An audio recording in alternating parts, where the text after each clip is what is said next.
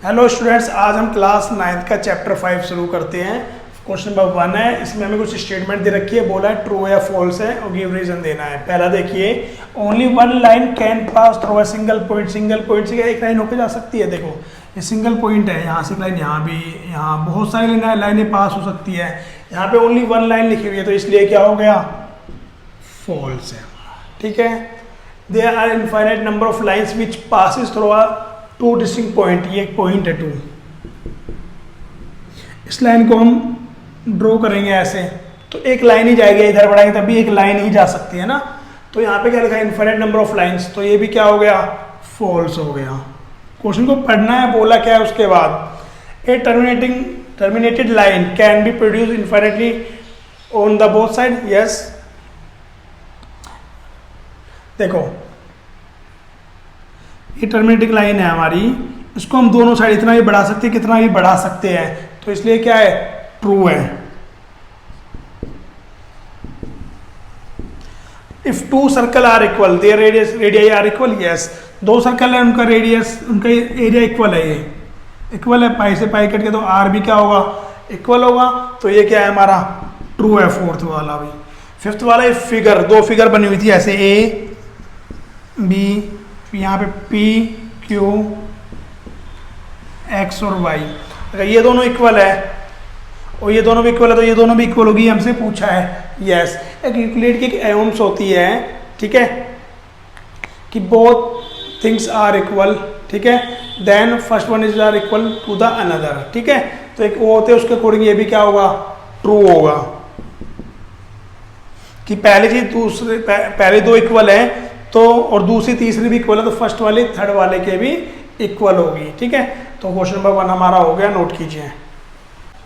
Second question में हमें दिया हुआ है, right give a definition of each of the following terms की हमें क्या देनी है, डेफिनेशन देखनी है, देनी है। हमारे पास parallel line, perpendicular line, line segment, radius of a circle और स्क्वायर है। ठीक है, तो इसकी डेफिनेशन मैं आपको भी लिखवाता हूँ। देखिए, तो हमें इनकी डेफिनेशन पूछी थी, मैंने ये सबकी डेफिनेशन लिख दी है। Parallel line, two lines having no common point and distance between two lines are constant, वो हमारी पैरेलल लाइन होती है। Perpendicular, two lines which form angle of 90 degree which each other, वो हमारा क्या होगा, परपेंडिकुलर। देखो ये दोनों लाइन क्या है, ये दोनों पैरेलल है, इनका कॉमन डिफरेंस, जो दोनों का डिफरेंस है वो क्या है, कांस्टेंट है। परपेंडिकुलर ऐसे हो गए, दो लाइन मिलके 90 का एंगल बनाती है।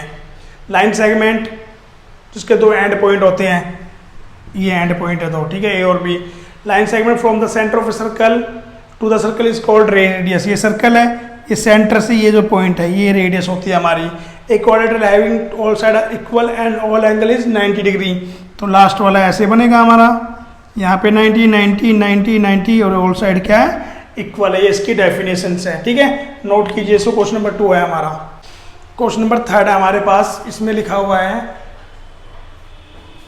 क्वेश्चन नंबर 3 है, इसमें दिया है, consider two postulate given below, give any two distinct point A और B, exist a point C which is between A और बी। पहले में ये बोला है कि ए और बी एक दो पॉइंट है, उसके बीच में पॉइंट सी है। ठीक है, there exist at least 3 point that are not in the same line. दूसरे में बोला है कि 3 पॉइंट है वो सेम लाइन में नहीं है। हमें बताना है, do they postulate contain any undefined term, are this postulate consistent है, do they follow from Euclid postulate explain. तो देखो, दो अलग अलग, एक लाइन में तीनों पॉइंट एक साथ बोले, तीसरे में बोले तीनों पॉइंट एक साथ एक लाइन पे नहीं है।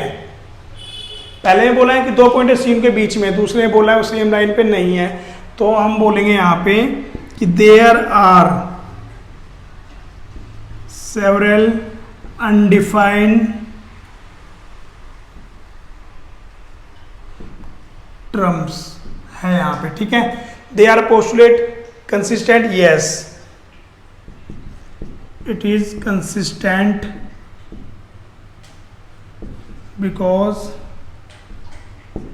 it deals with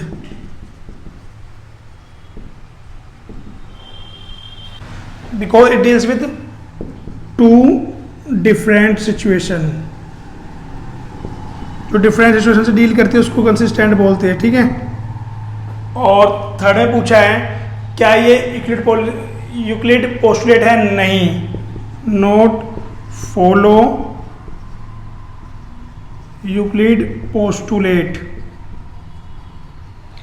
it follow axioms 5.1 only. ठीक है, ये इसका आंसर होगा, नोट कीजिए इसको। क्वेश्चन नंबर 4 है, if a point C lying between A and B such that A C और बी सी इक्वल है, then prove that A C equal to 1/2 A B, explain drawing by a figure. तो एक line draw कर लेते हैं, diagram. ए यहाँ पे, सी है यहाँ पे, ठीक है। हमें गिवन है A C equal to B C, ठीक है, ये हमें गिवन है। तो हम दोनों तरफ ए सी प्लस ए सी कर देंगे, दोनों तरफ।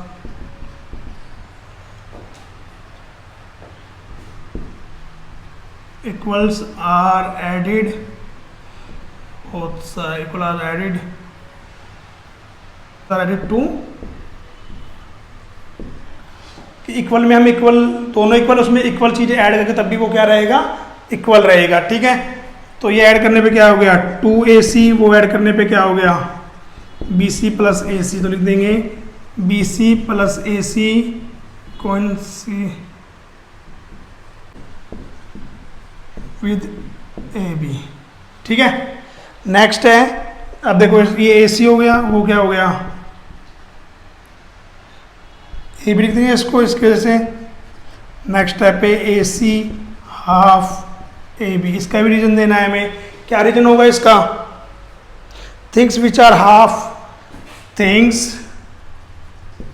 विच आर हाफ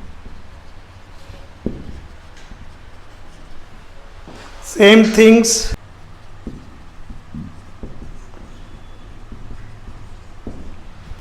ठीक है, are equal to one other.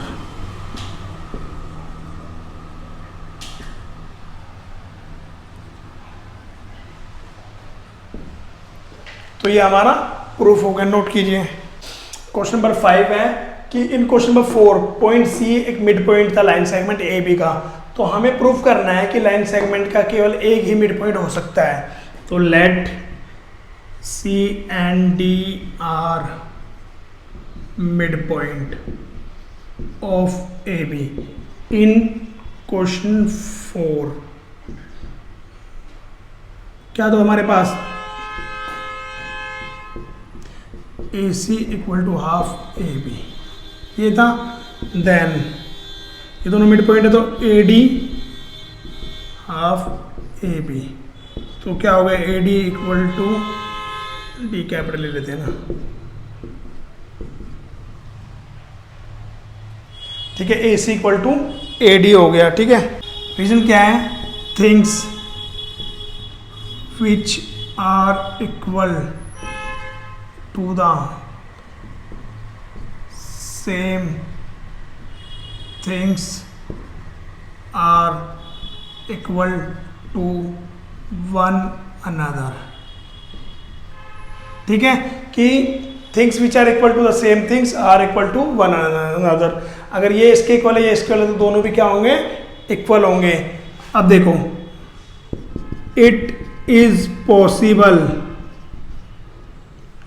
Only if C and D are coincident, तो we can say C is only midpoint of AB। ठीक है, ये हमने प्रूफ कर दिया, नोट कीजिए। क्वेश्चन नंबर 6 है, इन फिगर हमें गिवन है AC और BD इक्वल है, देन प्रूफ दैट AB और CD भी इक्वल है। ठीक है, तो देखो AC इक्वल BD हमें गिवन है। अब AC में से BC माइनस करना है और BD में से भी BC माइनस करना है। रीजन देना है, इफ इक्वल्स आर सब्ट्रैक्टेड, दोनों में इक्वल घटाया ना, if equal are subtracted from equals,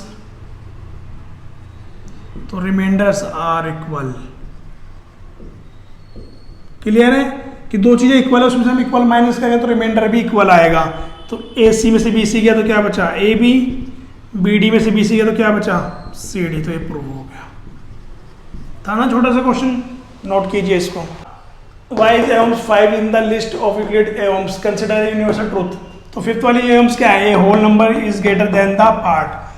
क्यों है, देखो, since this is true for anything in any part of the world, कि इस वर्ल्ड में कुछ भी ऐसा पार्ट है वो हमेशा क्या होता है, किसी चीज़ का जो पार्ट है वो उसके पूरे से हमेशा छोटा ही होगा ना, तो ये हमेशा यूनिवर्सल ट्रूथ माना जाएगा। जैसे मान लो क्लास 10th है, वो होल हो गई, उसमें 2 बच्चे, तो होल वाली जो पूरी क्लास है वो क्लास 10th के 2 बच्चों से ज़्यादा ही तो होगी, तो ये यूनिवर्सल ट्रूथ है हमारा। एग्जाम्पल हम कुछ भी दे सकते हैं, नोट कीजिए। ये वाला चैप्टर हमारा खत्म हो गया। For more video like and subscribe creators classes. Thank you.